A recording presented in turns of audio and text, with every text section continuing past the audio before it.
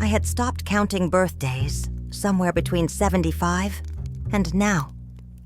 But I still counted Tuesdays and Thursdays, the mornings I allowed myself to exist somewhere other than the silent rooms of my house. The municipal library sat on the corner of Oak and Fifth, a building that had outlived most of the people who built it. I'd been coming here for 11 years, ever since Robert died, and the house became too full of his absence. Not for any particular book. Not anymore. I came because the smell of old paper and floor wax reminded me that beautiful things could survive time, even if people couldn't. My spot was always the same, the English literature section, 19th century, third aisle from the window. The light there was amber and forgiving, the kind that made even my 78-year-old hands look almost elegant when I turned pages. I knew every spine in that section. I'd read most of them twice, but I kept coming back, running my fingers along the cloth covers like I was greeting old friends who never asked difficult questions. It was a Tuesday in early spring when I first noticed him. He was tall in that way men become when age strips away everything unnecessary. Lean, almost fragile, with shoulders that curved forward as if protecting something precious. His hair was white, so thin I could see the pale scalp underneath, and he wore wire-rimmed glasses that kept sliding down his narrow nose. He'd push them up with his middle finger, a gesture so habitual it seemed like a form of punctuation. He always, and I do mean always, pulled the same book from the shelf, Sonnets from the Portuguese by Elizabeth Barrett Browning, the burgundy edition with gold lettering. He would hold it carefully, almost reverently, open it somewhere in the middle, read for maybe 10 minutes, then close it and return it to the shelf. Always in the wrong place, always 2 books to the left of where it belonged. I found this both irritating and oddly endearing. But what unsettled me, what made my heart do that strange skipping thing I thought it had forgotten how to do, was the way he looked at me before he left. Just a glance, quick, almost guilty, like a schoolboy caught passing notes in class. And then he'd disappear into the next aisle, and I'd hear his footsteps retreating toward the front desk, and the library would return to its appropriate silence. I told myself it meant nothing. We were 2 old people sharing the same small ritual in the same small space. Of course we'd notice each other. Of course there'd be that automatic acknowledgement that strangers give when they become familiar through repetition. But the 3rd time it happened, I realized I'd been waiting for him. The 4th time, I'd worn lipstick. By the 6th Tuesday, I knew his rhythm so well I could time my arrival to match his. Not too obvious. Just coincidental. 10:15 at the circulation desk. 10:20 in the literature section. 10:30, our eyes meeting across the narrow aisle. I hadn't felt this foolish since I was 17 and wrote Thomas Murray's name in the margins of my history textbook. I was 78 years old, for God's sake. I had 3 grown children, 5 grandchildren, a mortgage paid off in 1989, and a medicine cabinet that looked like a small pharmacy. And yet here I was, choosing cardigans based on color, brushing my hair 1 extra time, pinning the cameo brooch my mother gave me on my wedding day. All for a man whose name I didn't even know. A man who never spoke. A man who read the same poems over and over, as if searching for something he'd lost between the lines. A man who looked at me like I was the answer to a question he was afraid to ask. I should have been embarrassed. I should have stayed home. But Thursday came and I went back, because for the first time in 11 years, someone saw me walk into a room. Really saw me. Not as Robert's widow or Margaret's mother or the old woman who used to teach piano lessons on Maple Street. Just me. And that, God help me, That was enough to make me feel like maybe I wasn't completely invisible after all. 6 weeks passed like that. Tuesdays and Thursdays, 10:20 in the morning, the same aisle, the same amber light, the same burgundy book returned to the wrong place. We still hadn't spoken, not a single word. But we'd graduated to smiles, small ones, the kind that happen at the corners of the mouth before you can stop them. And sometimes, on the brave days, a slight nod. The universal gesture of two shy people acknowledging they've become part of each other's landscape. I learned his name by accident. It was a Thursday in April, unseasonably warm, and Mrs. Chen at the circulation desk called out to him as he was leaving. "Daniel, your reservation came in." Daniel. The name settled into my chest like something that had always belonged there. Old-fashioned, dignified, the kind of name that came with stories. I started noticing things I hadn't let myself see before. Small things, private things. The way he traced his index finger along the spines of books before touching them, as if asking permission. How his left hand trembled slightly when he turned pages. So slight most people wouldn't catch it, but I'd spent 40 years teaching piano, watching hands, knowing what each small movement meant. His tie was always a little crooked. Navy blue or deep green, probably bought decades ago when ties were wider and the world felt more formal. He wore the same gray cardigan every time, with a small hole near the bottom button that someone should have mended but never did. And I noticed how he'd pause sometimes mid-step when he saw me, as if his body recognized mine before his mind gave permission. I started preparing for Tuesdays and Thursdays the night before. Not in any dramatic way, just more carefully than I had in years. I'd lay out my clothes, the dove gray skirt that still fit well, the cream blouse with the pearl buttons, the navy cardigan that brought out what was left of the blue in my faded eyes. I'd pin my mother's brooch, the one with the tiny sapphire, just below my left shoulder. I'd find the coral lipstick I'd bought in 1997 and barely touched, the one that didn't make me look like I was trying too hard. I'd brush my hair, still thick, still mostly there, even if it had gone from auburn to silver to something in between, until it lay smooth against my shoulders. My daughter Susan would have laughed if she'd known. "Mom, what are you doing? You're 78, not 17." But that was exactly it. I was 78. I'd earned the right to feel foolish if I wanted to. I'd survived a husband's death, a son's addiction, a double mastectomy, and the particular loneliness that comes with outliving most of your friends. If I wanted to wear lipstick for a stranger who never spoke to me, who was I hurting? One Thursday in May, I remember because the lilacs were blooming outside the library windows. Something shifted. We were both in our usual spots, pretending to browse, but really just existing in the same space. The morning light was especially beautiful, turning the dust motes into small constellations. He was reading. Really reading this time, not just performing the ritual. His lips moved slightly as he went through the lines, something I'd done all my life and thought only I still did. I was close enough to see which poem. "How do I love thee? Let me count the ways." Elizabeth Barrett Browning's most famous sonnet. The one everyone knows. The one that's been read at 1,000 weddings, printed on 1,000 greeting cards, until the words almost lost their meaning. But watching Daniel read it, his lips forming each word with such careful attention, his trembling hand steady for just those few moments, I heard it new again. I love thee to the depth and breadth and height my soul can reach.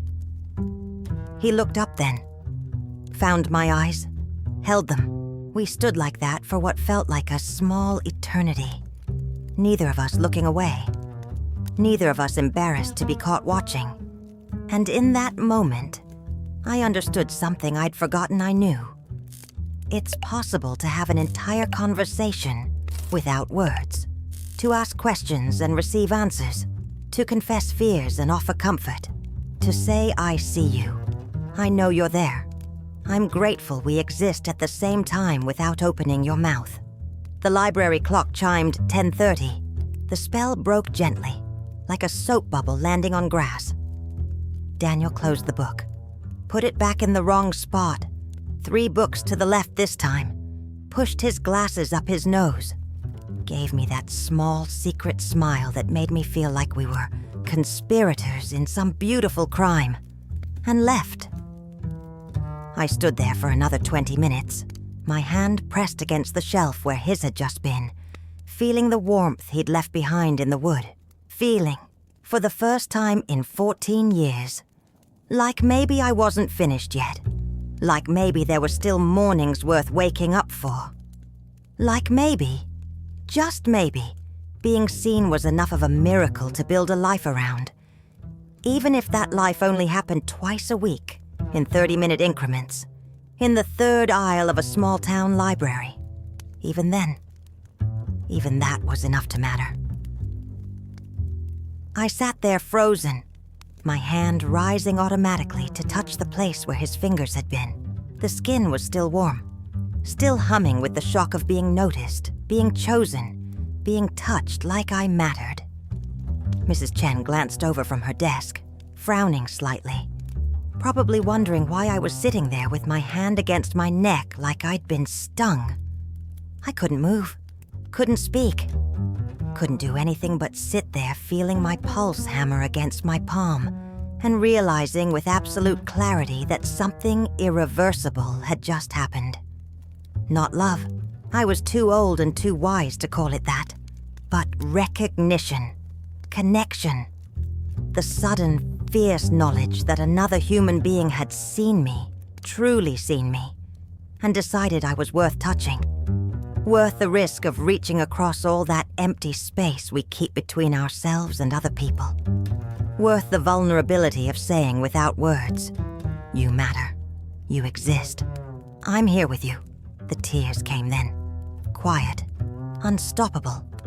I wept for what that touch meant, for what it couldn't mean, for the years I had lost, for the years I had left, for the beautiful, terrible fact that even at 78, the human heart can still break open with wanting.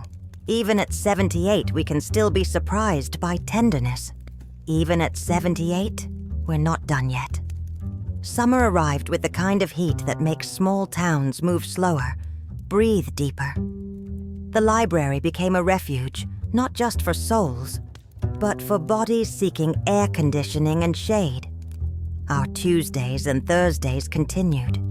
But something had changed after that morning with the Browning poem. We were circling closer now, not physically. We still maintained our careful distance, but emotionally, like 2 satellites, finally acknowledging they'd been orbiting the same sun all along. He started leaving me small gifts. I don't know what else to call them. Not gifts exactly.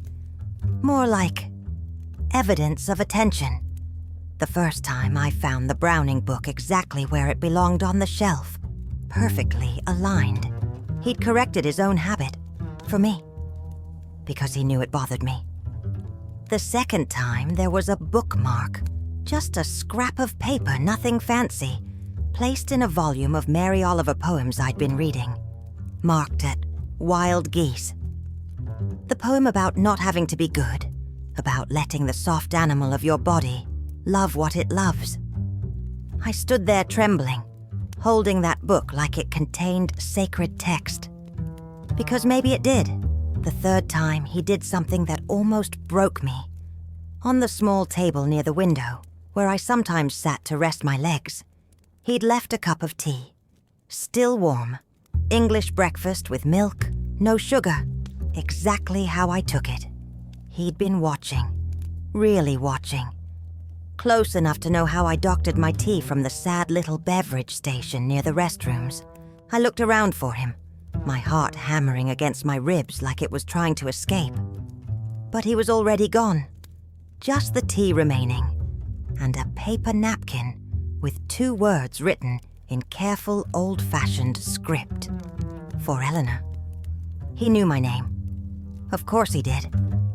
Mrs. Chen called it out often enough when I checked out books. But seeing it written in his hand, my name in his handwriting, felt impossibly intimate, like he'd touched something deeper than skin. I sat down hard in that chair, my knees suddenly unreliable. The tea was perfect. The temperature, the strength, the exact amount of milk.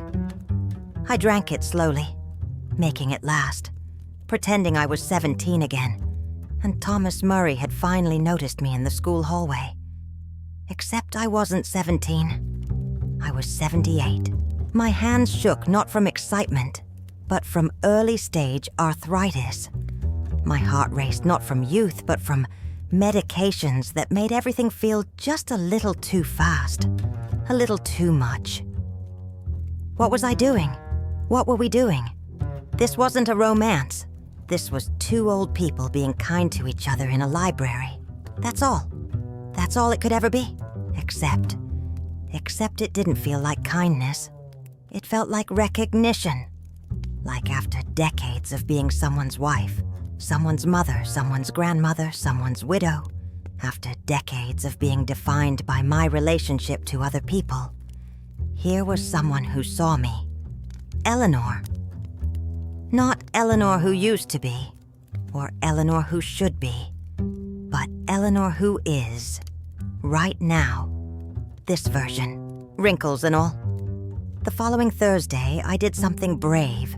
Stupid, probably, but brave. I brought him tea. I arrived early, 10 o'clock instead of 10:15, and prepared it exactly how I'd seen him make his own weeks ago when I'd been pretending not to notice. Earl Grey, 1 sugar, a splash of cream. I placed it on the small table in his usual spot, near the poetry section. Next to it, I put a napkin with 2 words in my own shaky handwriting. Thank you. Then I hid myself in the reference section, watching through the gaps in the shelves like a spy in some absurd romantic thriller. He arrived at 10:17, punctual as always. He saw the tea immediately, stopped walking, just stood there, staring at it like it might disappear if he blinked. Then he picked up the napkin, read it again, and smiled. Not the small, secret smile I'd gotten used to. This was different, wider, younger. The kind of smile that erases years from a face and makes you remember what someone looked like when the world was still full of promises. He looked around for me, his eyes searching the aisles with something that looked dangerously close to hope. I stayed hidden. I don't know why. Fear, maybe. Or the sense that some moments are too fragile to touch. That if we actually spoke, actually moved this from silence into language, the spell might break, and we'd realize we were just 2 lonely old people playing at something we had no right to play at anymore. He drank the tea standing up right there in the middle of the aisle, slowly, savoring it. When he finished, he folded the napkin carefully and put it in his shirt pocket, right over his heart. Then he pulled out a pen and a small piece of paper from his jacket, wrote something, and left it where the teacup had been. He walked out without pulling a single book from the shelf. I waited 5 full minutes before I retrieved the note, my hands shaking so badly I almost couldn't unfold it.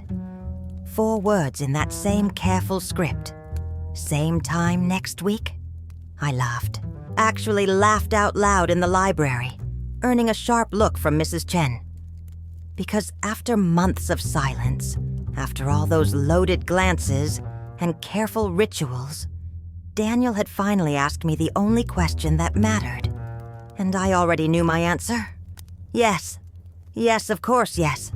Same time next week. And the week after that. And all the weeks my failing body would give me. Yes. October arrived like a held breath. That perfect suspension between summer's end and winter's beginning. The library smelled of rain and old radiators coming back to life. The maple outside the window had turned the color of fire. Daniel and I had been meeting for 7 months, still at the library, still on Tuesdays and Thursdays, but now we sat together at the small table by the window, still mostly silent, but comfortable in that silence, speaking occasionally in careful words about safe things, books we loved, weather, the changing seasons. Never about ourselves, never about why we were there, never about the thing that hummed between us like electricity before a storm. That Thursday morning was colder than usual. I'd worn my wool coat, the gray one I'd bought 20 years ago, that still had good buttons. My hands were stiff, the arthritis worse in the damp weather. I'd almost stayed home, but I never stayed home on Thursdays. Not anymore. Daniel was already there when I arrived, wearing a scarf I hadn't seen before. Dark green, hand-knitted, probably by someone who'd loved him once, a wife maybe. Dead now, like Robert. We were both haunted by ghosts who had the good manners to stay invisible. "Morning," I said softly, settling into my chair. "Good morning, Eleanor." His voice still surprised me every time. Gentle, educated, slightly hoarse from age and disuse. We sat there with our books, reading but not reading, aware of each other in that heightened way that makes every small movement feel significant. The turn of a page, the shift of weight in a chair, the sound of breathing. It was so quiet I could hear my own heartbeat. Then it happened. I don't know what possessed me. Maybe the cold. Maybe the way the morning light caught the silver in his hair and made him look like a photograph from another era. Maybe just the accumulated weight of 7 months of wanting to touch and never touching. I reached up to adjust my collar. It had folded wrong against the coat, and my hand trembled, betrayed me. The arthritis sharp and sudden. I must have made a sound, some small noise of pain or frustration, because Daniel moved, not quickly. Nothing about us happened quickly anymore, but deliberately. He pushed his chair back, stood, walked the 3 steps that separated us. And then, then, he reached out and did something so simple and so devastating, I thought my heart might actually stop. He touched me. He raised his right hand and placed just the tips of his fingers, only the tips, light as a whisper, against the side of my neck, just below my ear, where the skin is thin and soft, and no one ever thinks to touch. It wasn't a caress. It wasn't sexual. It was something else entirely. It was a confirmation, like he needed to prove I was real, that I was actually there, that I wasn't some phantom his loneliness had conjured up to make the library visits bearable. His fingertips were warm. Mine were always cold now, no matter how many layers I wore. But his were warm, and they rested against my pulse point, that place where you can feel life still insisting on itself, beat by beat. Everything stopped. The library, the world, time itself. All of it just stopped. I couldn't breathe, couldn't think, couldn't remember my own name or my children's names or what year it was or whether I'd locked the front door when I left the house. All I knew was those fingertips against my neck and the way my body, this 78-year-old body with its loose skin and failing parts, suddenly remembered what it meant to be alive. Not just existing, not just going through the motions, but actually, urgently, impossibly alive. I looked up at him. Our eyes met, held. His face was so close I could see the tiny burst vessels in his cheeks, the way his bottom lip trembled slightly, the shimmer of tears he was trying not to shed. "Daniel," I whispered. Just his name, because it was the only word left in my vocabulary. He nodded. So small. Just a tiny dip of his chin that said, "I know." And me too. And I'm terrified. And isn't this remarkable all at once? His hand stayed there for maybe 3 seconds, maybe 4. Long enough to burn itself into my memory. Long enough that I knew I'd feel those fingertips for the rest of my life, however long or short that might be. Then he pulled away, slowly, carefully, like someone drawing back from a sleeping animal they don't want to startle. He looked at me one more time, eyes full of something I didn't dare name, and then he turned and walked out of the library. No goodbye, no explanation, just gone. I sat there frozen, my hand rising automatically to touch the place where his fingers had been. The skin was still warm, still humming with the shock of being noticed, being chosen, being touched like I mattered. Mrs. Chen glanced over from her desk, frowning slightly, probably wondering why I was sitting there with my hand against my neck like I'd been stung. I couldn't move, couldn't speak, couldn't do anything but sit there, feeling my pulse hammer against my palm and realizing with absolute clarity that something irreversible had just happened. Not love. I was too old and too wise to call it that. But recognition, connection. The sudden fierce knowledge that another human being had seen me, truly seen me, and decided I was worth touching. Worth the risk of reaching across all that empty space we keep between ourselves and other people. Worth the vulnerability of saying without words, "You matter, you exist. I'm here with you." The tears came then, quiet, unstoppable. I wept for what that touch meant, for what it couldn't mean, for the years I'd lost, for the years I had left, for the beautiful, terrible fact that even at 78, the human heart can still break open with wanting.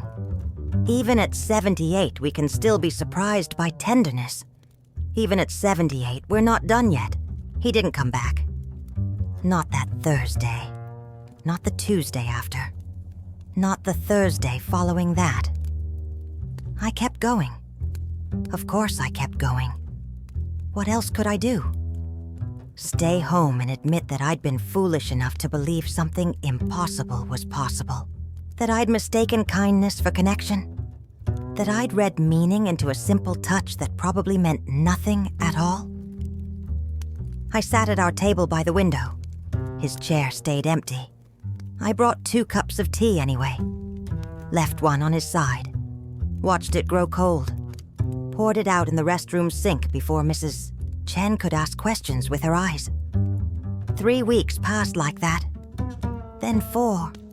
Then 5. The maple outside lost all its leaves. November arrived with gray skies and early darkness. The library felt colder, though the radiators hissed with the same intensity. I told myself I wasn't waiting for him. I was simply maintaining my routine.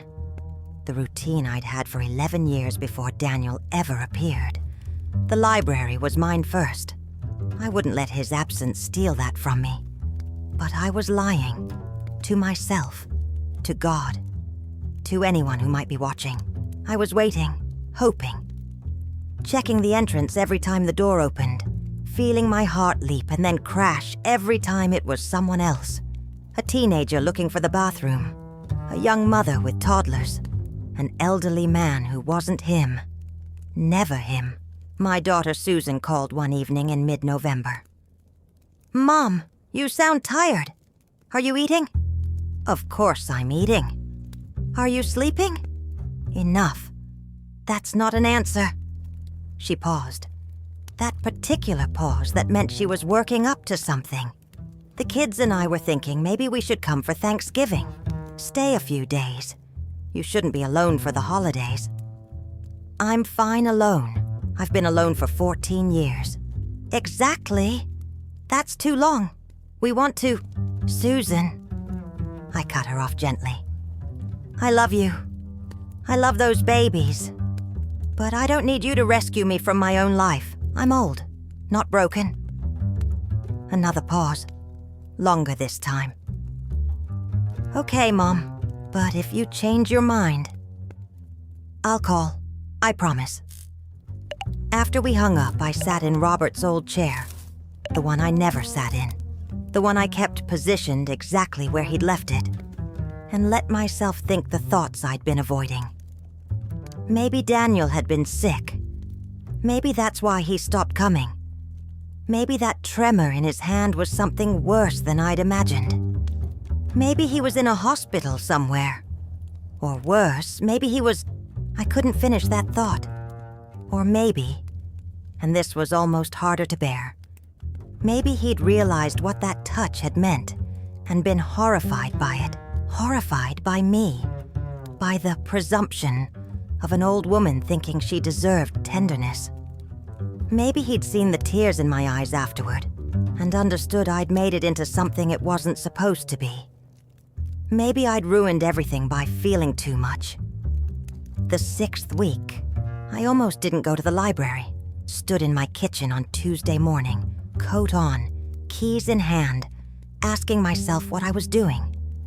Why I was torturing myself.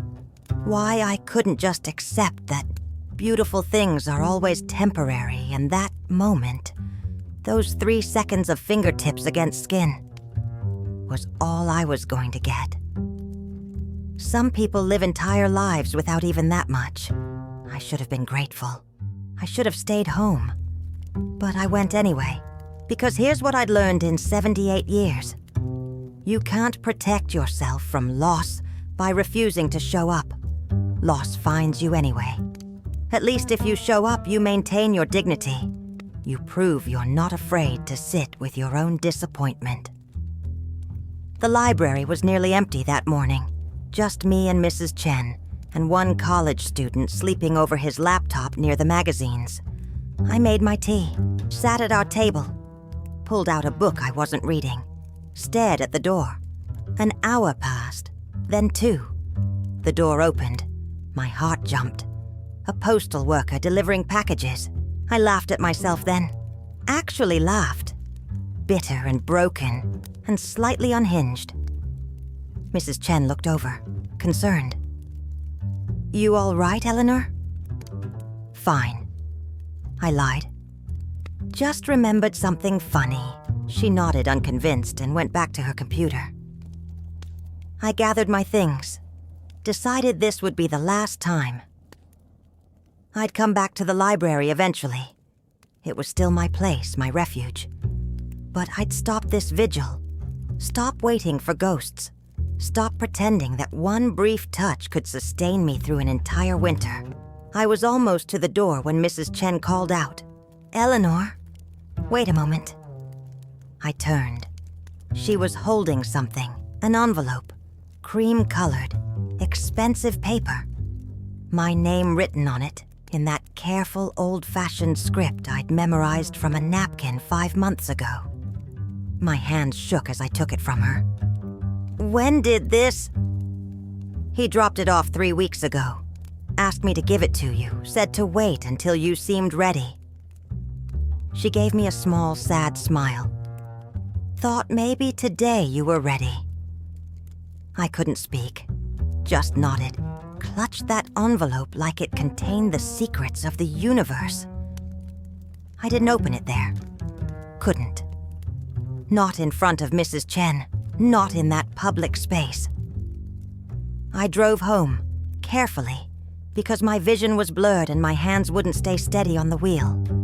Went inside, sat at my kitchen table, and stared at that envelope for 20 full minutes before I found the courage to break the seal. Inside was a single sheet of paper, a short letter, maybe 200 words. I read it once, then again, then a third time, my tears making the ink swim. And everything I'd spent 6 weeks believing about myself, about him, about what that touch had meant, shattered and reformed into something entirely different. Something that would require more courage than I thought I had left. Something that would change the shape of whatever time I had remaining. The letter sat on my kitchen table for 2 days, before I could read it a fourth time without crying. Dear Eleanor, I'm sorry for disappearing. I'm sorrier still that I lack the courage to say this to your face. That morning I touched you. That Thursday in October. I crossed a line I'd promised myself I wouldn't cross. Not because I regretted it. God knows I don't regret it. But because I realized in that moment what was happening to me. To us. I'm falling in love with you. There. I've written it. The thing I've been trying not to admit for 7 months. The thing that terrifies me more than death itself. I'm 81 years old, Eleanor. 81. I have diabetes, high blood pressure, and the beginning stages of Parkinson's. That tremor you've been kind enough not to mention. My wife died 6 years ago. My daughter lives in Seattle and calls every Sunday out of duty, not love. I spend my days in that library because it's the only place I don't feel like I'm already dead. And then you appeared. With your coral lipstick and your mother's cameo, and your way of looking at books like they're old friends. You appeared and suddenly I remembered what it felt like to want something, to anticipate something, to wake up on Tuesday morning and think, today I get to see her. But I'm not a young man anymore. I can't offer you romance, or adventure, or even the promise of many tomorrows. What I can offer is this. One old fool who sees you, Eleanor, really sees you, who knows the exact way you tilt your head when you're thinking, who notices when you've pinned your hair differently, who has memorized the sound of your footsteps on the library floor. I've stayed away because I thought distance might cure me, might make this ache in my chest subside, but it hasn't.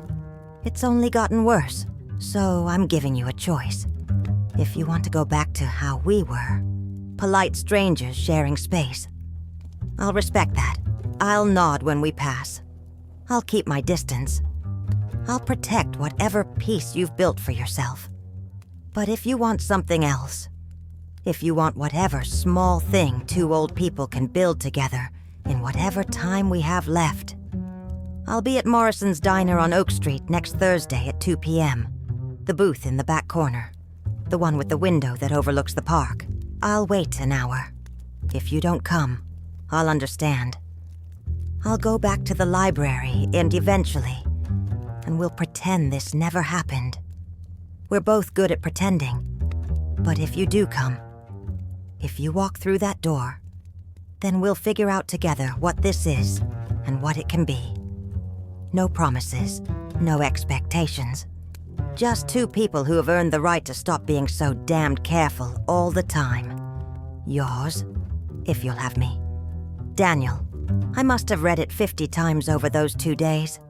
Memorized every word, every loop of his handwriting, every place where the pen had pressed harder, revealing emotion he'd tried to keep controlled. I'm falling in love with you. No one had said those words to me in 42 years. Not since Robert on a spring evening in 1983, standing in our kitchen with flour on his hands from making bread. I'd thought I'd never hear them again. Thought that part of life was permanently closed, reserved for young people who still believed in forevers. But here they were, written in careful script by a man with Parkinson's, who probably had to steady his hand to keep the letters from shaking. I'm falling in love with you. I should have been practical. Should have thought about doctor's appointments and medications and the inevitable decline. About how we'd already lost so much time. About how whatever we built would be measured in months or years, not decades. I should have been smart and self-protective and realistic. Instead, I went to my closet and pulled out the dress I'd worn to my granddaughter's wedding 3 years ago. Navy blue with small white flowers. Still fit mostly. Still made me feel like someone worth looking at. I made an appointment at Dorothy's salon for Wednesday afternoon. Got my hair trimmed and styled. Let Dorothy talk me into a slightly darker shade that covered more of the gray. You have a date, Eleanor? she asked, too casual while she worked. Maybe, I said.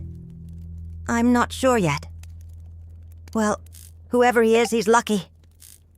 I almost laughed. Lucky. As if luck had anything to do with two people stumbling toward each other in the last quarter of their lives, both terrified, both brave enough to try anyway. Thursday came. I changed my outfit 3 times, settled on the wedding dress with a cream cardigan and my mother's pearls, put on the coral lipstick, the cameo brooch, stood in front of the mirror and looked at myself honestly. I was 78 years old. I had age spots on my hands and lines around my mouth that no cream would erase. My body had betrayed me in 1,000 small ways. I would never be beautiful again in any conventional sense. But my eyes were still bright. My smile still worked. And somewhere inside this failing body lived a woman who still wanted things, who still believed, despite all evidence to the contrary, that connection was possible. That love, or whatever you want to call this fragile thing, didn't have an expiration date stamped on it. I arrived at Morrison's Diner at 1:55 p.m., sat in my car for 3 minutes, hands on the steering wheel, talking myself into being brave. You're not promised tomorrow anyway. None of us are. Might as well be foolish today. I opened the car door, walked across the parking lot, pushed through the diner entrance, and there he was, in the back corner booth, by the window overlooking the park, wearing a navy suit that looked like it had been pressed that morning, and a tie that was, for once, perfectly straight. He looked up when I entered. Our eyes met. And the fear on his face, the naked, vulnerable hope, was so familiar I could have been looking in a mirror. I walked toward him, each step feeling like the bravest thing I'd ever done. He stood as I approached, a gentleman, old-fashioned, from a time when such gestures still mattered. "Eleanor," he said softly, "you came." "I almost didn't," I admitted. "Me neither." He smiled, that young smile that erased years.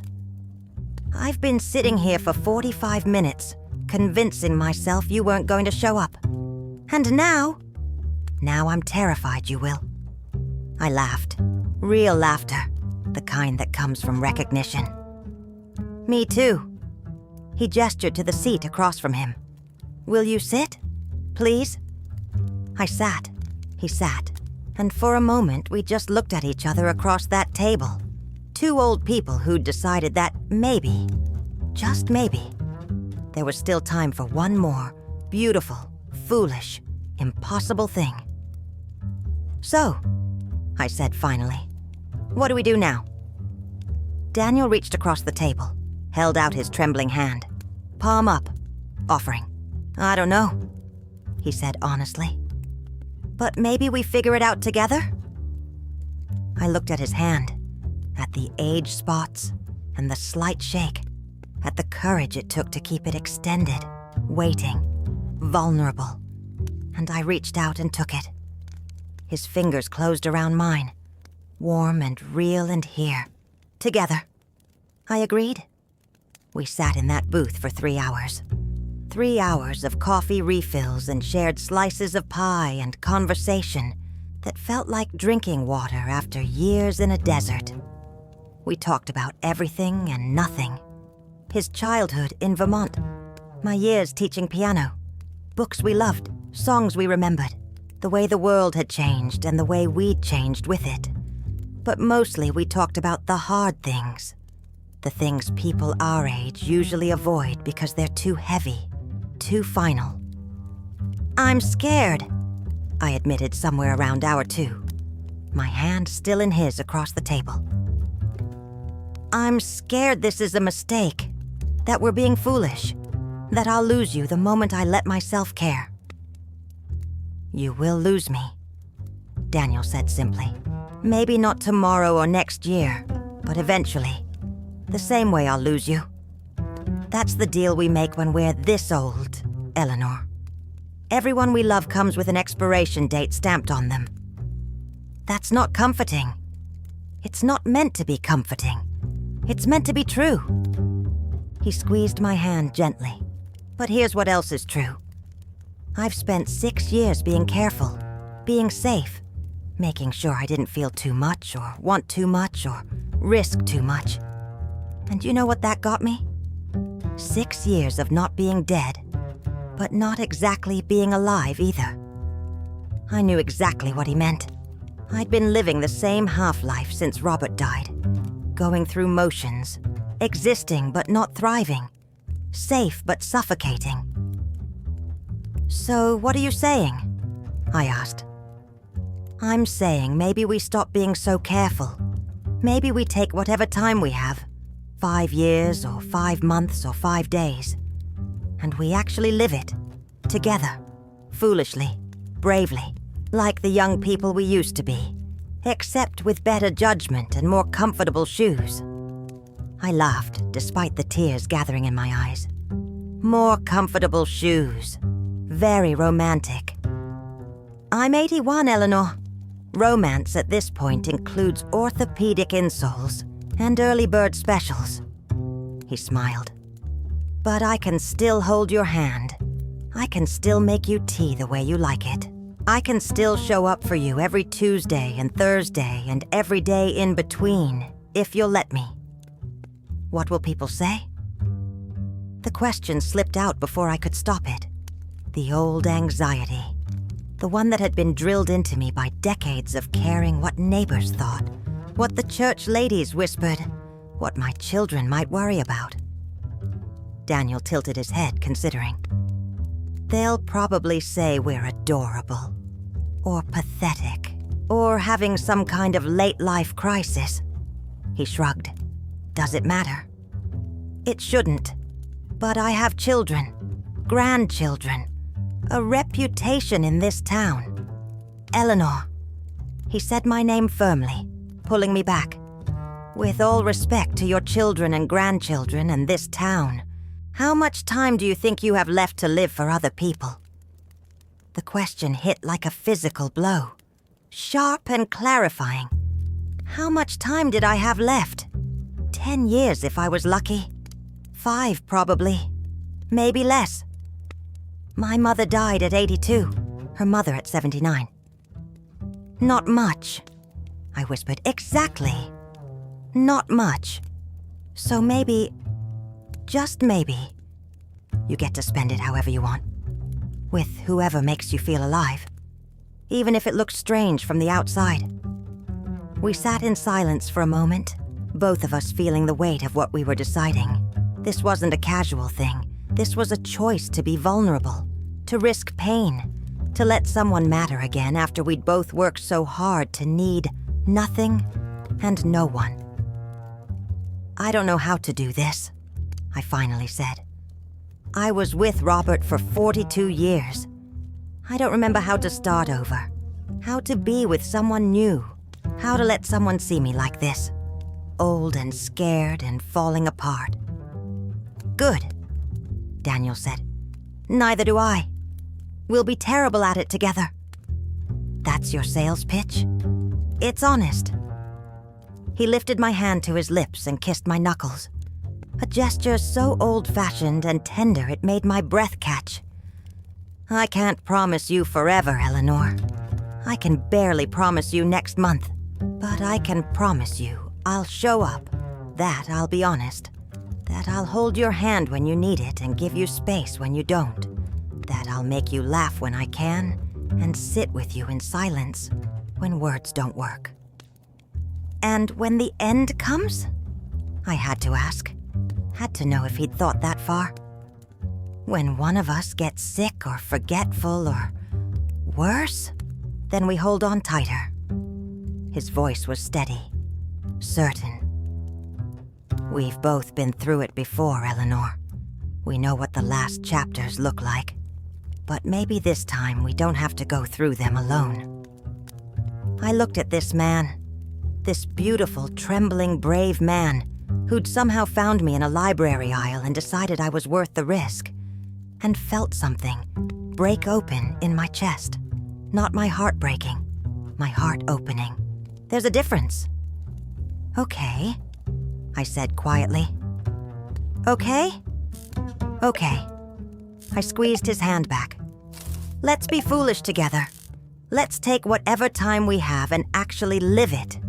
Let's scandalize the church ladies and confuse our children, and do all the things careful people don't do. Daniel's smile could have powered the entire diner. Yeah? Yeah. I felt my own smile growing. Unfamiliar. Rusty from disuse, but real. But Daniel... Yes? I need you to know something. I'm not easy. I'm stubborn and set in my ways, and I snore, and I get cranky when my blood sugar drops. I have bad days where everything hurts and I don't want to talk to anyone. I'm not some fantasy of a sweet old lady. I'm complicated and difficult and... Eleanor, he interrupted gently. I'm 81 years old with Parkinson's, diabetes, and the temperament of a porcupine before noon. I think we're evenly matched.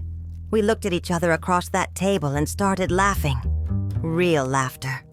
The kind that comes from relief and recognition, and the sheer absurdity of two old people deciding to fall in love when any reasonable person would be playing it safe. So what now? I asked when we'd caught our breath.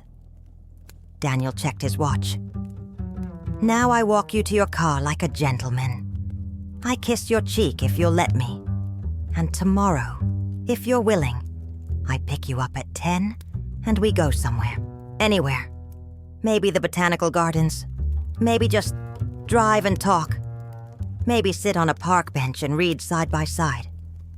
That sounds perfect. It sounds ordinary. At our age, ordinary is perfect. He stood, still holding my hand, and helped me out of the booth. A small gesture of care I hadn't realized I'd been missing. At my car, he did exactly what he'd promised. Kissed my cheek softly, his lips barely brushing my skin. But the tenderness in that small touch said everything his words couldn't. Tomorrow, he confirmed. Tomorrow, I agreed. And I drove home feeling lighter than I had in 14 years. Like maybe, just maybe, the story wasn't over yet. Like maybe there were still chapters left to write.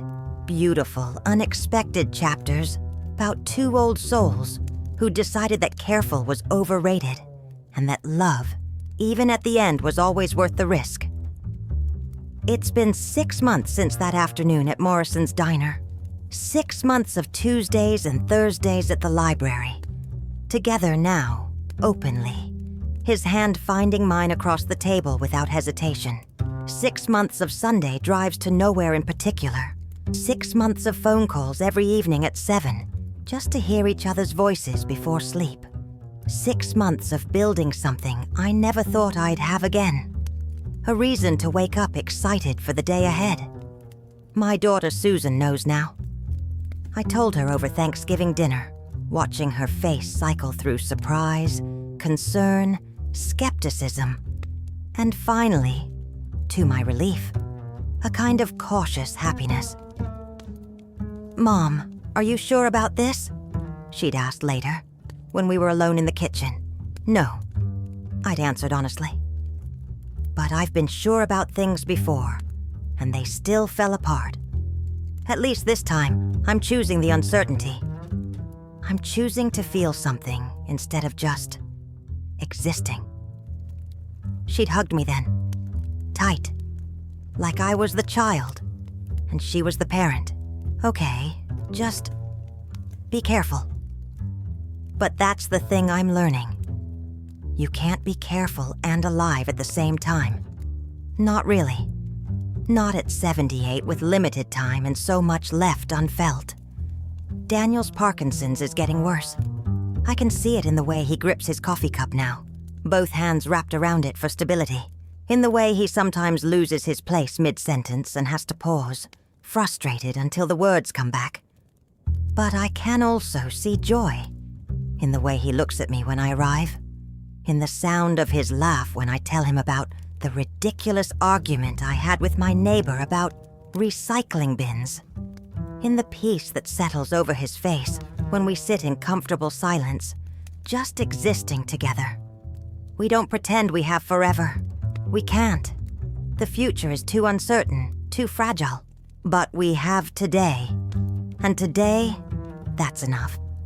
Last Thursday, exactly 7 months after that October morning when everything changed, we went back to the library together. Not our library. A different one, 2 towns over, where no one knew us, and we could be anonymous again. We found the poetry section, found our spot near a window with amber light, and Daniel pulled out that same burgundy volume of Elizabeth Barrett Browning. "Read it to me?" I asked softly. He smiled, open to the sonnet he'd been reading that first day, and in his trembling voice, slightly hoarse but still beautiful, he read, "How do I love thee? Let me count the ways. I love thee to the depth and breadth and height my soul can reach." His hand shook as he held the book. I reached out and steadied it, held the pages with him so he could continue. "I love thee freely, as men strive for right. I love thee purely, as they turn from praise. I love thee with the passion, put to use in my old griefs, and with my childhood's faith." When he finished, he closed the book carefully and looked at me with eyes that held everything. Love and fear and gratitude and grief for all the years we didn't have each other. "Thank you," he whispered. "For what?" "For seeing me. For letting me see you. For not being afraid to be foolish with me." I leaned forward, slowly giving him time to pull away if he wanted, and kissed him. Soft, brief. Our first real kiss. At 78 and 81, in a library that smelled of dust and possibility. It wasn't passionate. It wasn't the kind of kiss that romance novels describe. It was tender and careful, and tasted like coffee and chapstick, and the particular sweetness of something earned through patience. It was perfect. Now, sitting in my kitchen on a Thursday evening, I think about that morning in October when his fingertips touched my neck, that moment of recognition that changed everything. People ask me sometimes, the brave ones who dare, if I regret it, if I wish I'd stayed safe, if I'm scared of what comes next. And here's what I tell them. I spent 14 years being careful. 14 years protecting myself from feeling too much. 14 years going through motions and calling it a life. I won't get those years back. But I got these 6 months. These mornings of waking up and thinking today, I get to see him. These afternoons of laughter and conversation and hands held across tables. These evenings of phone calls that end with good night and tomorrow and I'm glad you exist. Will I lose him? Yes, absolutely. Maybe next year, maybe sooner. His hands shake more now. His memory slips. The inevitable is coming, the way it comes for all of us. But I had him. I have him, still. Right now, in this moment, he's probably sitting in his apartment 2 miles away, reading or listening to music or thinking about our conversation from this afternoon. And tomorrow at 10, he'll pick me up. We'll go somewhere. Maybe the park, maybe just drive with the windows down, and we'll be together. 2 old people who decided that love doesn't have to be forever to be real. That even at the end there's room for beginning. That the best things in life are always a little bit foolish. I look at my reflection in the kitchen window. 78 years old, wrinkled and gray and still here. And I smile, because that touch on my neck in October didn't just wake me up. It reminded me of something I'd forgotten. I'm not done yet. None of us are done until we stop choosing, until we stop showing up, until we decide that careful is better than connected. And I choose connection. I choose showing up. I choose Daniel and Tuesdays and libraries and ordinary moments that feel like miracles because someone is witnessing them with me. I choose all of it, the joy and the inevitable loss, because the alternative is no life at all.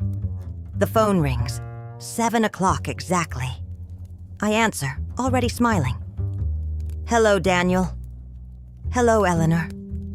His voice is warm, familiar now. Home. Tell me about your day. And I do. I tell him everything. The small things and the big things and all the ordinary, beautiful moments that make up a life.